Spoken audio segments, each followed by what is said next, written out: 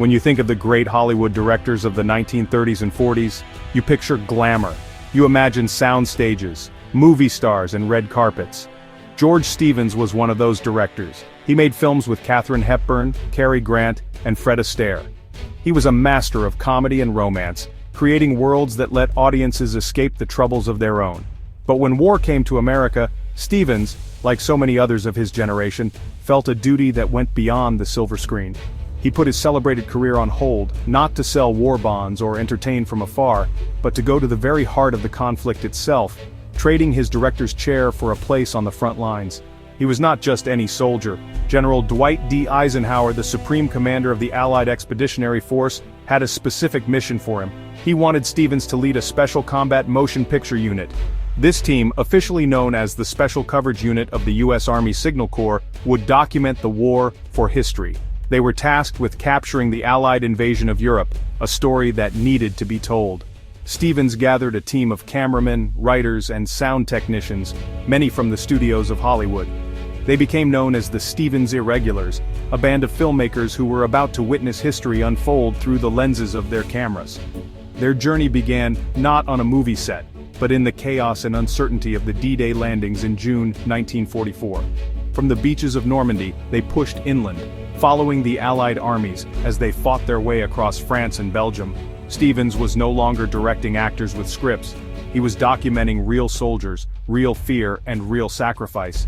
His job was to create a definitive film record of the war, a visual testament to the immense effort to liberate Europe from Nazi tyranny. This was not about creating an escape. It was about confronting a harsh and brutal reality, ensuring that what was happening would never be forgotten by future generations. This new role changed George Stevens profoundly. The man who had crafted lighthearted comedies was now immersed in the grim business of war. He saw the courage of the soldiers and the suffering of the civilians caught in the crossfire. He felt the ground shake from artillery and heard the constant drone of bombers overhead. He was no longer just a director, he was a witness. He understood that the images he and his team were capturing were more than just newsreels. They were a sacred trust, a record of a pivotal moment in human history, and he carried that weight with him every single day as they moved closer and closer to Germany. The official record of the war was being shot in black and white. It's the footage we are all familiar with, the grainy, stark images that define our collective memory of World War II. This was the standard for newsreels and military documentation. It was practical, reliable, and it got the job done. George Stevens and his unit filmed thousands of feet of this official black and white film. It was their primary mission, the footage that would be sent back to Washington and used for official purposes. These images were destined for news reports and historical archives, painting a picture of the conflict in shades of gray. But George Stevens had something else with him. Tucked away in his personal gear was a 16mm camera and a supply of Kodachrome color film. This was not part of his official assignment. This was for him. Color film was rare, expensive, and not something the military was using for combat reporting. For Stevens, however, it was a way to capture the war as he truly saw it. He understood as a filmmaker that color added a layer of reality that black and white could not match. It captured the flush of a child's cheek, the green of a soldier's uniform, the bright, terrible orange of an explosion. It made everything immediate and shockingly real. Shooting in color presented its own challenges. The film was less sensitive to light, requiring more careful exposure. It was a slower process, one that was not always suited for the fast-moving and dangerous environment of a war zone. Stevens often had to make a choice: capture a fleeting moment in black and white, or take the time to set up a shot in color. He often chose the latter, understanding that he was creating a different kind of record. His team's safety was his priority, so he often avoided filming active combat, instead focusing on the moments just before or just after. The preparations, the aftermath, the human side of the war. This personal project, filmed on his own initiative, would become his most important legacy. For decades, this color footage remained unseen, stored away in vaults after the war. It was a private diary, a director's personal take on the immense drama he was witnessing. He was not just documenting events, he was capturing the texture of life and death in a way that no one else was. The vibrant colors made the past feel present. It closed the distance between then and now, reminding us that the people who lived through this history were not figures in a black and white photograph, but living, breathing human beings in a world as colorful as our own. In October 1944, the Allied armies reached a significant milestone. They stood at the doorstep of Aachen, the first major German city to be directly threatened. This was more than just a strategic objective, it was a psychological one. Aachen was a place of deep historical importance to Germany, the ancient capital of Charlemagne. To capture it would be to prove that the Third Reich's supposedly impenetrable border could be breached. The German High Command knew this, and Field Marshal Gerd von Rundstedt issued a stark order. The city was to be defended to the very last man. The battle for Aachen would be a brutal street-by-street fight. George Stevens and his camera team arrived as the battle reached its climax. They were there to document the aftermath of the fight for a city that had been ordered to sacrifice itself. What they found was a scene of utter devastation. Buildings that had stood for centuries were now hollowed-out shells, their facades pockmarked by artillery and machine gun fire. The streets were choked with rubble, and a grim silence hung over the ruins. The once proud population of 160,000 had shrunk to just 20,000 terrified civilians who had hidden in cellars and shelters during the siege. This was the first time the Allies, and Stevens' cameras, were seeing the war's destruction on German soil. The German commander, facing overwhelming odds with a force of around 10,000 men against 30,000 GIs, ultimately defied the order for a suicidal last stand. On October 21, 1944, he surrendered, saving the lives of his remaining 5,000 soldiers, who were marched away as prisoners of war. Stevens's cameras recorded their faces, a mix of exhaustion, defiance, and relief. For Stevens, this was a turning point. He was no longer just filming the liberation of friendly territory. He was now documenting the conquest of the enemy, and the sight of the ruined city and its defeated people left a deep impression on him. Through his lens, especially the color lens, the reality was inescapable. He filmed the gray, gaunt faces of German civilians emerging from their shelters, their clothes ragged, their eyes filled with a dazed uncertainty. He captured the stark contrast between the olive drab of the American uniforms and the muted colors of the ruined city. The fall of Aachen was a victory, but it was a grim one. It was a preview of what was to come as the Allies pushed deeper into Germany. It showed that the final chapter of the war would be written not in glorious charges, but in the slow, grinding destruction of a nation. As the Allied armies advanced, they didn't just find ruined cities, they found a population grappling with imminent defeat. George Stevens and his team made a point of documenting the German civilians, trying to understand their mindset. The official narrative of the Third Reich was one of unshakable loyalty and a fight to the death. But the reality on the ground was far more complex. A U.S. Secret Service report from Aachen noted a telling attitude among the citizens. They were consumed by their own suffering, the lack of food, the destruction of their homes, the loss of their loved ones. There was little time or willingness to reflect on how their own support for the regime had led to this catastrophe. The diaries and letters left behind by Germans provide a raw and personal window into this period of collapse. They reveal a people caught between the propaganda of their leaders and the harsh reality of Allied bombs. In March 1945, a German officer's diary noted a chilling new directive from Hitler himself. It stated that any soldier who allowed himself to be taken prisoner without being wounded would be considered a disgrace. His family back home would be punished for his perceived cowardice. This order shows a leadership that had become completely detached from the reality of the front, demanding blood sacrifice even when the cause was utterly lost. For civilians, fear and fatalism were constant companions. They had been told for years that the Allies were monsters who would bring only terror and destruction. Now, those monsters were in their streets, and the response was often one of quiet submission and a desperate focus on survival. They were more concerned with finding their next meal than with the fate of the Führer. The grand political project of the Third Reich had collapsed into a daily struggle for existence. The German people were exhausted by war, and their morale, once fueled by victory, had crumbled under the weight of relentless bombing and battlefield defeats. This sentiment was not new. Even as the tide was turning, some could see the dark future ahead. A diary entry by a German woman named Clara Trafford, written on October 23, 1944, just after the fall of Aachen, was eerily prophetic. She worried about what would happen once the fighting stopped and the world tried to move on. The worst is that in about 20 years, she wrote, some idiots will have forgotten all this and some others will not have known it, and they will start the same misery all over again. Her words speak to a deep weariness, a fear that the immense suffering of the war might ultimately teach the world nothing. By March 1945, the Allied armies had reached the Rhine River, which was really Germany's last great natural barrier in the West. Crossing it was, the next monumental task. The German High Command understood that if the Allies established a major foothold across the river, well, the war would be over in a matter of weeks. They had rigged every bridge with explosives, planning to demolish them the moment American or British troops got too close. The whole idea was to force the Allies into a slow, costly, and difficult amphibious assault.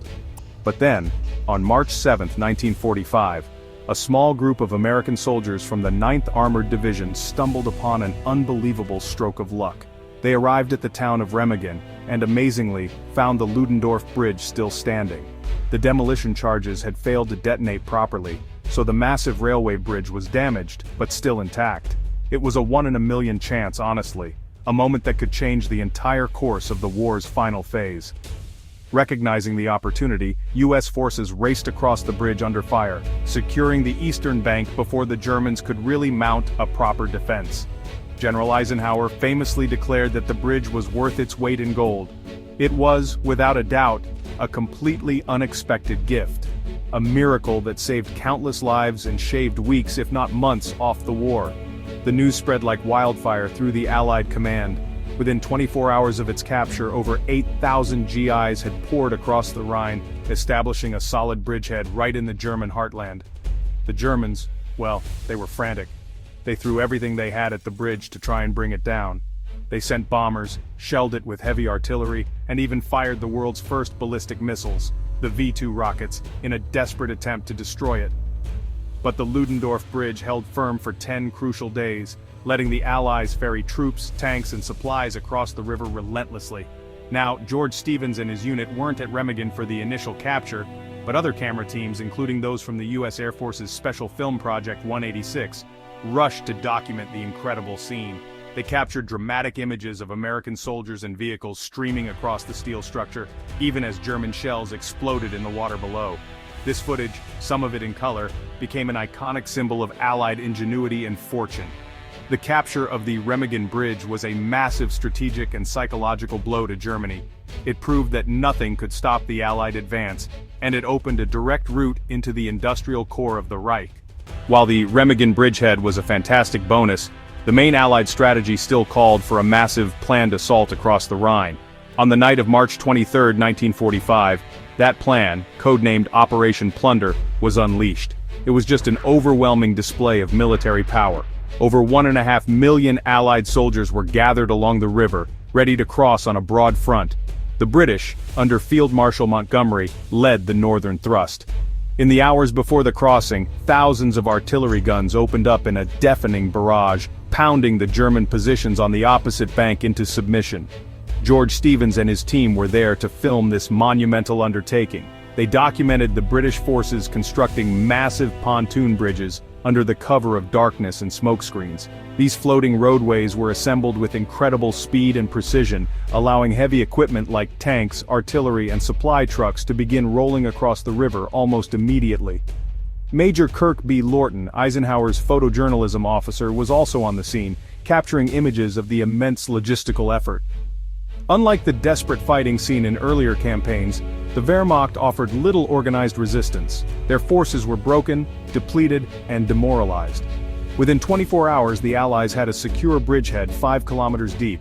As they pushed east from the Rhine, the Stevens irregulars documented the landscape of a defeated nation. The destruction was on a scale that was hard to even comprehend.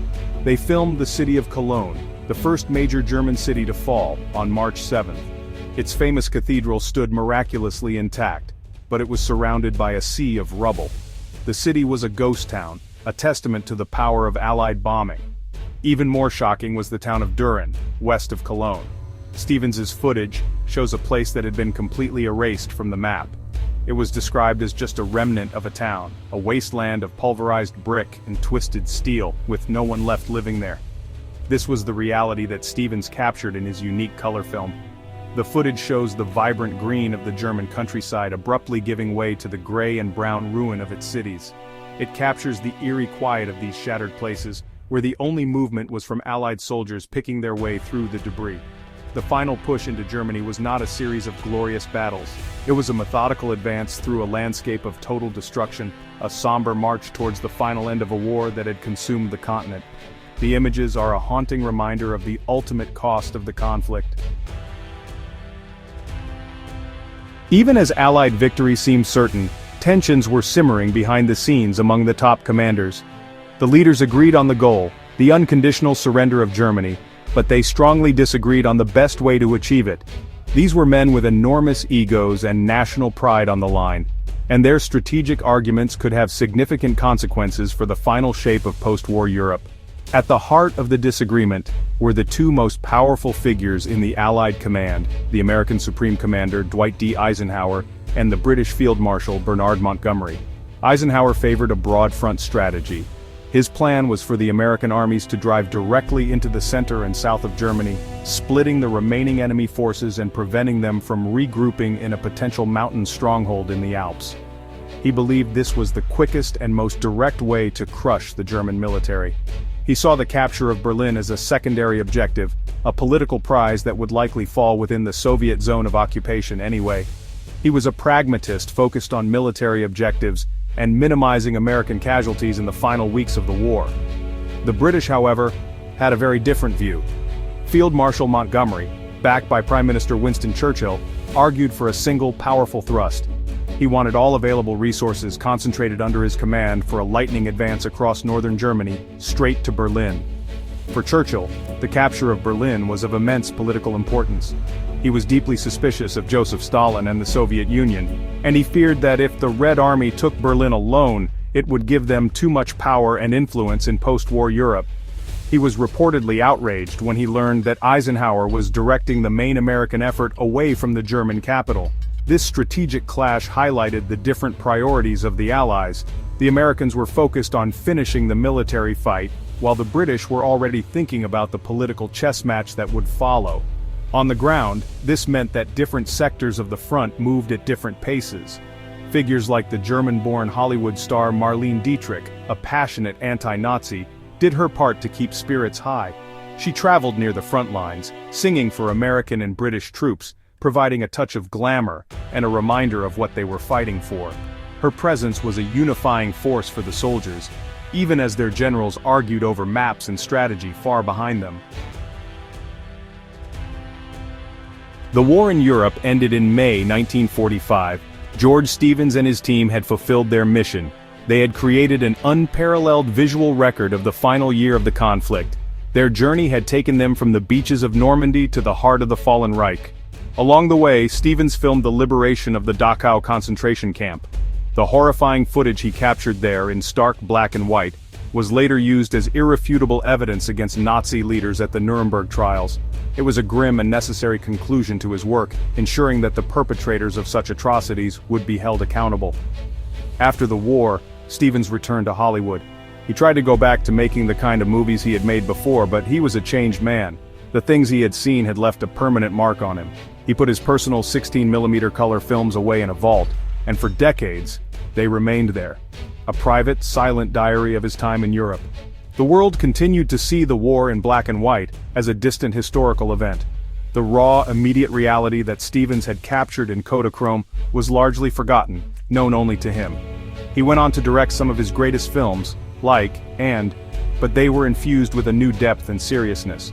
It wasn't until after his death in 1975 that his son, George Stevens Jr., discovered the canisters of color film. When he threaded them into a projector, he was stunned by what he saw. The war exploded onto the screen, not in familiar shades of gray, but in vivid, living color. The footage felt shockingly modern. The blue skies, the green fields, the red of the Nazi flag, the pale faces of refugees, it all collapsed the distance of time. It transformed historical figures into real people, making their experiences feel immediate and relatable.